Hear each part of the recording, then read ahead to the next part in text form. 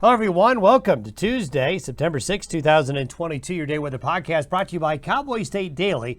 Cowboy State Daily has more original Wyoming news information than any other news organization in the state. Check them out at cowboystatedaily.com. Well, more September sizzle. Then a big change is coming. Boy, is it hot out there. The last several days have been hot as we've been under a very strong area of high pressure. And for 3 more days, for most of you, 3 more days of the heat. Well above average, possible record high temperatures. But we do have a significant cold front that's going to give us a taste of fall, beginning for the northern areas Thursday night and into the rest of the region by Friday and Saturday. But it's going to be very hot and hazy through Thursday. We have some smoke and haziness out there due to regional forest fire activity and the fact that the smoke is getting trapped underneath a strong ridge of high pressure. Now, a strong cold front is going to push out of northwest Canada into the region late Thursday into Friday. This is the pattern change that we've been watching, at least the potential that it was going to develop, and it's going to. Temperatures will be as much as 30 degrees or more colder by Friday and Saturday compared to where we are now. I do think there's a good chance that the Bighorn Mountains and the other mountains in northern and northwestern Wyoming may see their first snowflakes of the season, in particular the Bighorns, because the concentration of the heaviest moisture will be there as the front comes on through, and we'll show you that. Hurricane K will be forming along the west coast of Mexico and heading up the west coast of Mexico and could bring rain to southern California and southwest Arizona, something that we kind of need to keep an eye on. As that moisture could get entrained eastward, we'll have to keep an eye on it. The smoke and the haze, well, here is the fire activity, especially these fires here that are in the blue boxes producing most of the smoke. So if you're wondering where the haziness is coming from, it's that fire activity to our north and west. Luckily, we haven't had to show you this map very often this summer. That's been a good thing. But right now, we've got some late season fire activity going, and hopefully the change in the weather will help out some of these fires as we go into the next week or two. I think there is some help on the way for those areas.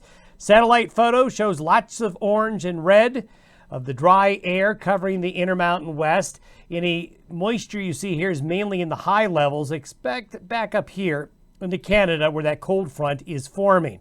Now, if you've been wondering why it's been so doggone hot, well, there's good reason. The strongest high pressure ridge anywhere in the northern hemisphere is right here. Yeah, we've got strong ridges over Africa here, some stronger ridges over the North Pacific. But I tell you, folks, this is where the heat is in terms of relative to average. We're ground zero for it in the entire northern hemisphere. So if we're kind of feeling like we're getting picked on with the heat, well, we kind of are. But one thing to always remember is that where there's one extreme, there's another extreme going on somewhere else, and that is back up here. Over into parts of Central and Asia, back up here into the polar regions, it is the opposite. It is pretty darn cold up there, and I'll show you a map here in a minute showing you some of the Tibetan Plateau getting some snow. And so things are beginning to happen in the northern hemisphere. It just doesn't feel like it right now. I'm going to step you through the next 3 days of the heat. Look at all the heat here in the central valleys of California. California continues to be energy stressed, and that'll be the case here for the next 3 days. But you can see how much of the heat is expanded into the Rockies and the Plain States and across Western Canada. So this is today's temperature anomaly. This is tomorrow. Wednesday, look at Montana.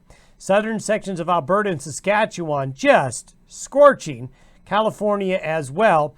Very, very warm temperatures in the western Dakotas and into the high plains. By Thursday afternoon, though, you can see a change. You can see all of a sudden a lot of blue advancing into western Canada, pushing into Montana. So Montana and northern Wyoming by Thursday, you'll feel the effects of the cold front, parts of the Pacific Northwest as well, while California still remains extremely hot. But as we get into the Friday-Saturday time frame, things begin to change. Here we are right now with this big ridge of high pressure. Let's talk a little bit about K. K is a tropical storm right now. However, is going to become a hurricane. As we showed you last week, the tropical activity, this was the tropical storm that was there earlier, that's dissipating, but this one's going to kind of take its place and head this way. The Hurricane Forecast Center has it becoming a hurricane later today, then going up the Baja, then turning a little bit to the west. Question will be, could it go a little bit further north? It might. We showed you that last week, and we'll show you a map here in a minute that shows that the deserts of California, maybe San Diego, maybe Los Angeles, might get the remnants of this hurricane. This is where we are Thursday afternoon. K goes up further along the west coast, but look at this dip. As high pressure builds in the eastern Pacific, there we go. We see a bigger dip in the jet stream taking place, and what's going to happen? Well, look at the winds aloft. If you follow these wind barbs, we call them, this is showing winds coming in from the due north. So the source region of the air that's coming in Thursday night, Friday, and Saturday is coming from the Northwest Territories. So right now we're under a desert air mass, and we'll be under a desert air mass through Thursday. By Friday and Saturday, our air mass changes to one from Northwest Canada. Hence, the big shift in the weather pattern as that high builds in the eastern Pacific. And these are the temperature anomalies by Friday afternoon. The purple and the blue areas here, you're talking about a really significant drop in temperature. The cold front by Friday afternoon crosses the Palmer Divide, crosses I-70. Now notice it gets held up on the divide a bit here initially. So the coldest and most unsettled weather with this front will initially be along and east of the divide, from Montana into Wyoming, then sliding into Colorado by Friday. Here's the below normal temperatures here coming up from the remnants of Hurricane K.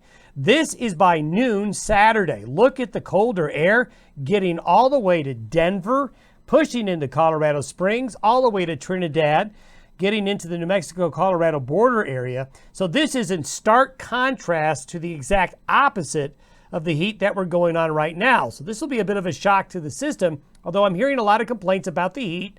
I will hear complaints about the cold on Saturday, I can guarantee it, but it's transient. It's not going to stay cold. It's going to warm up Sunday and Monday very nicely after this, but this is our first taste of fall.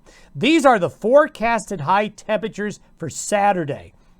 Look at these temperatures around Denver, lower 60s, Cheyenne a high of 55, only in the 50s and lower 60s across a lot of Wyoming. Look at western Nebraska. Wow, this is a big cool down that's coming our way. You can see where the frontal system is, and you can see some of the cooler air does spill west of the divide here in the northwest Colorado and southwestern Wyoming, even back into Utah a little bit by Saturday afternoon into Sunday. This is the precipitation forecast. Look at this swath of heavier moisture from south central Montana through central and northeastern Wyoming into western South Dakota. That I-90 corridor, Sheridan, Buffalo, Gillette, Sundance, into Rapid City. Well, boy, look at that. You could get some nice rain out of this. It'll be probably a rain situation, a little bit of thunderstorm activity. Upslope may produce light precipitation along the front range of southern Wyoming and eastern Colorado, even down into the panhandles as upslope winds from the northeast develop behind the cold front. And yes, it's going to be cold enough that I think the first snow of the season, the Bighorn Mountains there, as you can see the pink?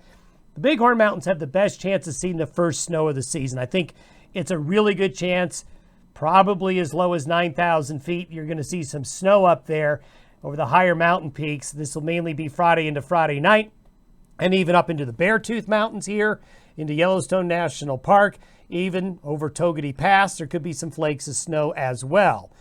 Across the whole northern hemisphere, I talked about the other extreme happening, and it's happening exactly opposite of here. So we're extremely hot right now, really hot, while it's really cold over there in parts of Asia. And look at all the snow in the mountains there. And also notice here in the northern higher latitudes, we're getting to see over the next 10 days some pretty good snow accumulations over parts of northeastern areas of Siberia as well. So it may not be with the way it is now. You're thinking, well, there's no winter weather anywhere. There's no cold weather anywhere. There is. It's just in other parts of the globe right now, and things are going to shift around later on. By next Wednesday, the jet stream is beating down further south. Notice the strong high pressure now is back down into Mexico, and what we're going to be looking at is a more active pattern next week, which means it won't be as hot. It'll be more seasonal, which means closer to average temperatures for the middle part of September. Have yourself a good Tuesday. We'll see you tomorrow.